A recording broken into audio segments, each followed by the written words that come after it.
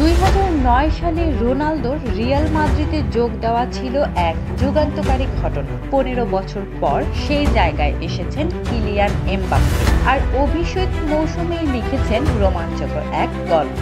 সব প্রতিযোগিতা মিলিয়ে এমবাপ্পের গোল 44, যা রোনালদোর অভিষেক মৌসুমের চেয়ে 11টি বেশি।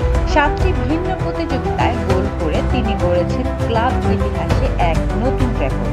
লা লিগায় সর্বোচ্চ 31 গোল করে জিতেছেন পিচিচি ট্রফি ও ইউরোপিয়ান গোল্ডেন বুট।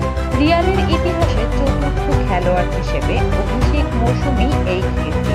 দলীয় সাফল্যেও তিনি উজ্জ্বল। উয়েফা সুপার কাপ ও ফিফা ইন্টারকন্টিনেন্টাল কাপ জিতেছেন এবং 2 ফাইনালেই করেছেন গোল অবদান 49 ম্যাচে 59।